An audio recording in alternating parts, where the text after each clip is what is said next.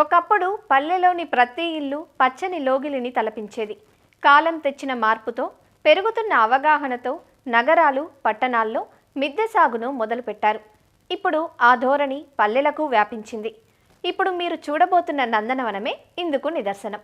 అరుదైన అందమైన మొక్కలకు నిలయంగా పూల మొక్కలతో పాటు పండ్ల మొక్కలు, కూరజాతులు, ఎడారి మొక్కలు, అలంకరణ మొక్కలను మలిచిన తీరు చూస్తే అబ్బో అనకమానరు. ఎంతో ఓపికతో, అంతే ఒద్దికగా మొక్కలను పసిపిల్లల్లా పెంపకం చేస్తున్నారు కృష్ణా జిల్లా మొవ్వ గ్రామానికి చెందిన దంపతులు. 7-10 వయసుల్లోనూ కొన్ని వందల మొక్కల బాగోగులను చూసుకుంటూ అందరికీ ఆదర్శంగా నిలుస్తున్నారు. నర్సరీని తలపిస్తున్న ఆ నందనవనంలోని విశేషాలను మీరు చూసేయండి.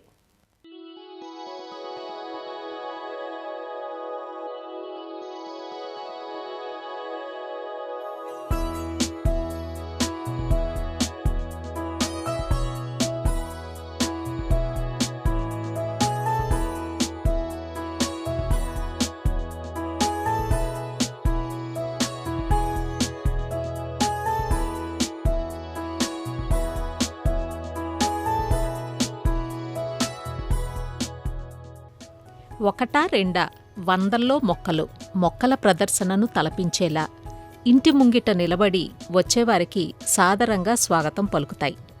పూలు, పండ్లు, ఎడారి మొక్కలు, అలంకరణ మొక్కలు, ఔషధ మొక్కలు, అరుదైన మొక్కలు, ఇలా వేటి ప్రత్యేకత వాటిదే. ప్రశాంతతను పంచే బుద్ధుని విగ్రహాలు, అందంగా తీర్చిదిద్దిన రాధాకృష్ణులు, నూనె డబ్బాలకు వినాయకుని రూపంతో జీవం పోసిన తీరు, ఇలా అన్నీ విశేషాలే ఇక్కడ. ఇంతకీ ఈ నందనవనం ఎక్కడుందో చెప్పలేదు కదూ. కృష్ణా జిల్లాలో మువ్వగోపాలుడు నెలవైన గ్రామం మొవ్వ. ఇదిగో దారికి ఇరువైపులా మొక్కల యోగక్షేమాలను చూసుకుంటున్న ఈ దంపతులే శివరాణి, సాయిప్రసాద్. అందంగా వెల్లివిరిసిన పూబంతులు ముచ్చట గొలుపుతున్నాయి కదూ. ఇంట ముంగిట నర్సరీని తలపించేలా ఉన్న వందల మొక్కలు ఔరా అనిపిస్తాయి. వాటిని అమర్చిన తీరును చూస్తేనే తెలిసిపోతుంది ఈ దంపతులకు వాటిపై ఉన్న ప్రేమ. అంతేకాదు, మేడపైన సైతం మొక్కల పెంపకం చేస్తున్నారు. ప్రభుత్వోద్యోగిగా పనిచేసి ఉద్యోగ విరమణ అనంతరం ఇలా మొక్కల పెంపకానికి కేటాయించానంటూ ఎంతో ఆనందంగా చెబుతారు శివరాణి. నాకు చిన్నప్పటి నుంచి కూడా మొక్కలంటే చాలా ఇష్టం అండి. కాకపోతే అప్పట్లో ఇన్ని మొక్కలు పెంచాలి, ఇన్ని రకాలు ఉంటాయని తెలిసేది కాదండి. ఆ కాలంలో దొరికే మొక్కలను అట్లా పెంచుకునేదాన్నండి. నేను 2020లో రిటైర్ అయిన తర్వాత ఇవన్నీ బాగా డెవలప్ చేశానండి. ఫస్ట్లోనేమో 1-2 సంవత్సరాలు మాత్రమే చేస్తానని మా వారితో చెప్పి ఒప్పించానండి. ఆయనకు కూడా మొక్కలంటే బాగా ఇష్టం అండి. అసలు నాకన్నా కూడా ఆయనకి ఎక్కువ ఇష్టము. దాంతో ఆయన కూడా సర్లేమని పెంచేవాళ్ళండి. మా గార్డెన్లో ఉన్న ప్రతి మొక్క కూడా మా వారి చేతితో పెట్టిన మొక్కేనండి. నేను అసలు పెట్టలేదు. కాకపోతే ఆ మొక్క పెడతానికి కావాల్సిన పరికరాలని నేను అందించి అవన్నీ చేసేదాన్ని. ఈ హ్యాంగింగ్ పాట్స్ కానీ ఇవన్నీ ఎట్లాగో ఐడియాలన్నీ ఆయన ఐడియాలతో చేసినాయనండి. తక్కువ రేట్లో బౌల్స్ కొనుక్కుని వాటికి పెయింట్లు వేస్తే ఆయన ఉట్లు తయారు చేసేవాళ్ళండి. అట్లాగే ఫంక్షన్ లాట్లో పెరుగు తోడేసేవాళ్ళండి. పెరుగు మట్టి అండి, అవి కూడా ఫ్రీగా తెచ్చుకుని వాటికి పెయింట్లు వేసుకుని వాటికి ముగ్గులో వేసుకుని అట్లా పెంచుకున్నామండి. మట్టి కుండల్లో బాగా పెరుగుతాయండి మొక్కలు. మా ఇంటి ముందు పంచాయతీ వాళ్ళు రోడ్డు వేసారండి. రోడ్డు మీద కూడా మొక్కలు పెడితే బాగుంటుంది అనే ఉద్దేశంతో ఏం చేసామంటేనండి, మన డాబా మీద పళ్ళ మొక్కలు పెడితే బాగా వెయిట్ ఎక్కువ, పెద్ద ఆటలో పెట్టాలి కదండి, అందుకని వెయిట్ ఎక్కువ పడుతుందని కింద పెట్టేసామండి. మూత ఉండ డ్రమ్ములను తీసుకునే వాళ్ళము. సగాన్ని కట్ చేస్తే 2 అయ్యేయండి. రెండిట్లో 2 పళ్ళ మొక్కలు, చుట్టూ కూరగాయల మొక్కలు పెట్టుకునేవాళ్ళం అండి. ఎందుకంటే మనకు ప్లేస్ కలిసి వస్తుంది. బంతి మొక్కలు పెట్టుకున్నామండి. ఇప్పుడు బంతి మొక్కలు సంక్రాంతి పండుగ సీజను అట్లా వస్తుంది కదండి, దాంతో బంతి మొక్కలు పెట్టుకుని మా ఇంటి ముందు ఉన్న రహదారిని కూడా మొక్కలతో మేము అలంకరణ చేసుకున్నామండి. మా ఇంటికి వచ్చేవాళ్ళందరికీ, మా ఇంటికి రాకపోయినా కూడా ఆ మొక్కలను చూడటానికి రోడ్డు అమ్మటి వెళ్ళేవాళ్ళు తల తిప్పి అస్సలు ఇటు చూసుకుంటూ ఆ రోడ్డు చివరి వరకు అట్లా వెళ్ళిపోతారండి. మా మొక్కలతోనే మేము స్వాగతం చెబుతామండి మా ఇంటికి వచ్చే వాళ్ళందరికీ కూడాను. షేడ్ నెట్ మొత్తం పైన కింద కూడా సరిపడా 50% షేడ్ నెట్ మాత్రమే తెచ్చుకున్నామండి. ఎందుకంటే 50% అయితే మనకి సగం ఎండ సగం నీడ వస్తుందండి.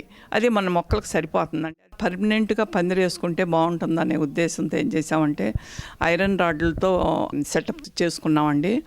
అవి కాకుండా వాటికి చుట్టూ హ్యాంగింగ్ పార్ట్స్ పెడితే కూడా అందంగా ఉంటాయనే ఉద్దేశంతో ఆ హుక్కులు అట్లాంటివి కూడా వెల్డింగ్ చేయించామండి. ఆ రాడ్లకి చేయిస్తే మొత్తం 88 హ్యాంగింగ్ పార్ట్స్ పడతాయండి పైన. అవి హుక్కులు కాకోకుండా మధ్య మధ్యలో కూడా మేము ఉట్టులు తయారు చేసుకుని ఉట్టుల్లో కూడా ఆ పాటల్లో కూడా మొక్కలు పెట్టుకుని వాటిని కూడా కట్టుకున్నామండి. పైన మా మిద్దె తోటలో 500 కుండీలు ఉన్నాయండి. 500 కుండీల్లోనూ సీజనల్ ఫ్లవర్స్ కానీ కూరగాయల మొక్కలు కానీ అవన్నీ పెట్టుకుంటామండి. మందారాలు మాత్రం ఎప్పుడూ ఉంటాయండి. అలాగే కింద ఇండోర్ ప్లాంట్స్ కానీ హ్యాంగింగ్ పాట్స్ కానీ క్యాక్టస్లు కానీ సకులెంట్స్ కానీ ఇవన్నీ మొత్తం ఒక 800-900 కుండీలు ఉంటాయండి సుమారుగాను. బయట పడ్డ మొక్కలు అన్నీ కలిపి అయితే 1000 పైనే ఉంటాయండి. మొత్తం గ్రౌండ్ లెవెల్లో ఉన్న మొక్కలను అన్నిటికీ మాత్రం మా వారు నీరు అది పెడతాం చేస్తారండి. కొన్ని మొక్కలకి తక్కువ నీరు అవసరం వస్తుందండి. అట్లాంటి వాటికి షవర్ ద్వారా పెట్టుకుంటామండి. అట్లాగే క్యాక్టస్లకి సకులెంట్స్కి వచ్చేటప్పటికి వాటికి నేను పడతానండి. ఎందుకంటే కొంచెం ఓర్పుగా వాటికి చిన్ని మొక్కలండి. వాటికి చిన్ని గ్లాస్తో కానీ లేకపోతే స్పూన్తో పోసే నీళ్లు పోసే మొక్కలు కూడా ఉన్నాయండి. బొమ్మలతో కూడా అలంకరించుకున్నామండి. ఈ బొమ్మలు కూడా కొన్ని నేను తయారు చేసినవి ఉంటాయి, కొన్ని కొన్నవి ఉంటాయి. ఇట్లాగే గౌతమ్ బుద్ధుడు, రాధాకృష్ణులు ఇట్లాంటివి కూడా పెట్టుకున్నామండి. రాధాకృష్ణుల బృందావనమే అనుకుంటాం అసలు. దాంట్లో లైట్ కూడా రకరకాల రంగులతో వెలిగే లైట్లు పెట్టుకున్నామండి. ఇప్పుడు ఇండోర్ ప్లాంట్స్ అన్నీ ఓ పక్కన, క్యాక్టస్లో ఓ పక్కన. ఇప్పుడు ఎవరన్నా మన ఇంటికి వచ్చినప్పుడు వాళ్ళు చక్కగా నడవటానికి కానీ చక్కగా చూడటానికి కానీ ఒక రకం మొక్కలు ఒక చోట పెట్టుకుంటే చాలా అందంగా ఉంటాయండి. ఆ ఉద్దేశంతో అట్లా అమర్చుకున్నామండి మేము. ఈ మొక్కల ద్వారా మా ఇంటికి 10 మంది వచ్చి వెళ్ళాలి అనే నా కోరిక అండి. 10 మందిలో ఒక్కలైనా సరే మా గార్డెన్ చూసి వాళ్ళు కూడా ఇంప్రెస్ అయ్యి వాళ్ళు కూడా మొక్కలు పెంచాలనేదే నా కోరిక. కరోనా అది వచ్చిన తర్వాత ఈ ఆహారం అది కలుషితం అయిపోతాయింది. ఇదంతా మనకి చాలా ఇబ్బంది పడిపోతాము, రోగాల బారిన పడిపోతాము అనే ఉద్దేశంతో ఈ కూరగాయల విత్తనాలు ఇవన్నీ ఇట్లా పెంచుతున్నాము. మేము కలుషితం లేని ఆహారాన్ని మేము తింటూ మేము ఆరోగ్యాన్ని పొందుతున్నామండి. అందరూ కూడా ఇట్లాగే సేంద్రియ పద్ధతుల్లో మొక్కలను పెంచుకుని వారు కూడా కలుషితం లేని ఆహారం ద్వారా ఆరోగ్యాన్ని పెంపొందించుకోవాలని కోరుకుంటున్నానండి. వ్యాయామం గంట అండి విడిగానేమో రిటైర్ అయిన తర్వాత పెద్దగా మేము ఎక్కడికి వెళ్ళమండి. ఈ మొక్కలకి నీళ్లు పోయటం, వాటిలో ఉన్న కలుపులు అవి తీసుకోవటం, ఎండిపోయిన ఆకులు అవి తీయటం, ఇది మనకి ఒక రకమైన చాలా ఎక్సర్సైజ్ అండి. ఇది ఆ మొక్కలను చూసేటప్పటికి ఎంతో ప్రశాంతంగా ఉంటుందండి. అన్నీ మర్చిపోతాము. ఎవరన్నా వచ్చినా కూడా మేము చక్కగా గార్డెన్లోకి తీసుకొచ్చి అన్నీ అక్కడే షేర్ చేసుకుంటామండి అందరం కలిపి. మొక్కల పెంపకానికి అవసరమైన ఎరువులను సేంద్రియ పద్ధతిలో అందిస్తున్నారు. అలానే చీడపీడల నివారణకు సొంతంగా కషాయాలు తయారు చేసుకుంటున్నారు. 7-10 వయసులోనూ ఎంతో చలాకీగా పనులు చేసుకునే తమకు ఈ తోట పనులే వ్యాయామం అని చెబుతారు సాయిప్రసాద్. మాకు టెర్రస్ గార్డెన్ ఉంది. మేము గార్డెన్కి అవసరమైనటువంటి లిక్విడ్స్ తయారు చేస్తాము. వేస్ట్ డీకంపోజర్ తయారు చేస్తాము. అది 1:15 రేటుకి కలిపి పోస్తాం నీళ్లు. తర్వాత జీవామృతం కలుపుకుంటాము కిచెన్ వేస్ట్లు. అది కూడా ఈ మధ్యన 2 డ్రమ్ములు తయారు చేసాం. అది ఎక్కువగా అవి వాడుతామండి. ఇండోర్ ప్లాంట్స్ ఇప్పుడు పెస్ట్ తక్కువ ఉంటుందండి. కూరగాయ పాదులకు ఎక్కువ ఉంటుంది. పెస్ట్ తక్కువ ఉన్నప్పుడు అవసరమైతే కొద్దిగా పూరి కనపడినప్పుడు నివాయిల్లో హ్యాండ్ వాష్ కొద్దిగా కలిపి కొడతాం. లేదంటే పసుపును ఇంగువ కలిపి కొడతాం. అవి కంట్రోల్ అవుతాయి. గార్డెన్లో చేస్తాం మొదలెట్టడం కొద్దిగా హ్యాపీగానే ఉంటామండి. ఎందుకంటే శరీరం కొద్దిగా కూర్చున్న దానికంటే అలిసిన దానికి ఎక్కువ ఆహ్లాదంగా ఉంటుందండి. మాకేంటంటే వేరే ఎవరితోనూ పరిచయాలు తక్కువ ఇక్కడ. అందుకని ఒకరి మీద ఆధారపడడం. బెజవాడ వెళ్ళినప్పుడల్లా, హాస్పిటల్కి వెళ్ళినప్పుడల్లా కనపడిన మొక్కలు తెచ్చుకుంటాం. నేను ఇచ్చే సలహా ఏంటంటే ఎంతో కొంత కష్టపడండి మొక్కల్లో. విడిగా తిరిగి అక్కడ కూర్చొని కబుర్లు చెప్పే కంటే మొక్కల్లో ఒక అరగంట చేసినా 30 గంట చేసినా కూడా మార్పు కనిపిస్తుందండి మనకి. మొక్కల ప్రదర్శనను తలపిస్తున్న ఈ ఇంటి బృందావనాన్ని చూసేందుకు ఎందరో ఔత్సాహికులు సైతం వస్తుంటారు. అలా వచ్చిన వారందరికీ ఎంతో ఓపికతో వివరాలు తెలియచేస్తుంటారు ఈ దంపతులు. గార్డెన్ అనాలా, నర్సరీ అనాలా అనేది కూడా తెలియదండి. ఇదంతా ఒక పూల తోటలాగా చాలా అందంగా ఉందండి వీళ్ళది.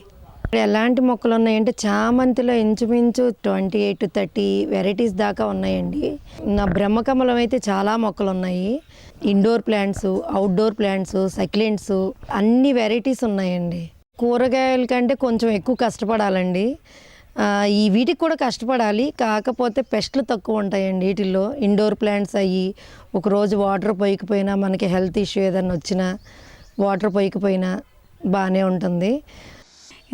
ఇన్ని రకాలు ఆకుకూరల నుంచి, కూరగాయల నుంచి, క్యాక్టస్లు, సక్యులెంట్స్, ఇది అది అని లేదు, పళ్ళ మొక్కలు, హ్యాంగింగ్స్, ఇలా ఇన్ని రకాలని ఒకచోట చూపించడం అనేది, ప్లస్ ఎంతో ప్రేమగా అసలు వారికి మొక్కలపై ఉన్న ప్రేమ అనేది వారి గార్డెన్ని తీర్చిదిద్దిన విధానంలోనే కనబడుతుంది. అలాగే హ్యాంగింగ్ పాట్స్ కనపడేటట్లు, అందరికీ అందంగా కనబడేటట్లు రెడీమేడ్గా కొన్న హ్యాంగింగ్స్ విరిగిపోతూ ఉంటాయి. సో అలా కాకుండా కొత్త రకంగా వాటిని నైలాన్ వైర్లతో అల్లి హ్యాంగింగ్స్ తయారు చేసుకోవటం కానీ, నిజంగా ఒక గార్డెన్ అనేది చాలా చిన్న పదం అనిపిస్తుందండి. నర్సరీలో కూడా ఇన్ని వెరైటీస్ ఉండవు. ఈ సొరకాయలు, బీరకాయలు అవి చూసినప్పుడు మాత్రం చాలా ఆనందంగా అనిపించింది. ఒక సొర చెట్టుకి 40 కాయలు పండించడం అనేది తక్కువ విషయం ఏమీ కాదు. శివరాణి గారి ఇల్లు అనుకోలేదండి. ఏంటి నర్సరీకి ఏమన్నా తీసుకుని వస్తున్నారా ఏంటి అనుకున్నా. ఇంటి ఆవరణలో బంతి మొక్కలు, ఇంట్లోకి ఎంటర్ అవ్వగానే ఇండోర్ ప్లాంట్స్ చాలా వెరైటీస్ ఉన్నాయి. అసలు వాటి పేర్లు చెప్పడానికి టైం సరిపోదేమండి. ఎడీనియం ప్లాంట్స్ అయితే 50 పైనే ఉంటాయండి. అలాగే వెజిటేబుల్స్, వంగలో దాదాపు 7-8 రకాలు ఉన్నాయండి. అలాగే మిర్చి వెరైటీస్, టమాటాలు, చిక్కుడు రకాలు, కాకరలో ఒక 4 రకాలు ఉన్నాయి. సొరల్లో కూడా 5-6 రకాలు ఉన్నాయండి. అలాగే పసుపు 4-5 రకాలు, మామిడి అల్లం, మామూలు అల్లం, నల్ల అల్లం, ఇలా చాలా రకాలు. అసలు ఆ మందారాల్లో అయితే ఒక 20 రకాలు ఉన్నాయండి. వాడి అలంకరణ ఎంత అద్భుతంగా ఉందంటే అండి, కృష్ణుడి బొమ్మ ఒక చోటన, అది ఒక నందనవనంలాగా ఉంది. గౌతమ్ బుద్ధ బొమ్మ పెట్టారు, దాని చుట్టూ సక్యులెంట్స్ ఏర్పాటు చేశారండి. ఈ మొక్కలన్నీ కూడా చూస్తుంటే ఆ దంపతుల యొక్క శ్రద్ధ, ఓర్పు, సహనం అనేది కనిపిస్తుందండి. ఏ ఇంట్లో అన్నా సరే ఎవరో ఒకళ్ళకి మాత్రమే ఆ ప్యాషన్ అనేది ఉంటుంది, కానీ ఆ దంపతులు ఇద్దరిలోని కూడా ఆ ప్యాషన్ నేనైతే చూడటం జరిగింది.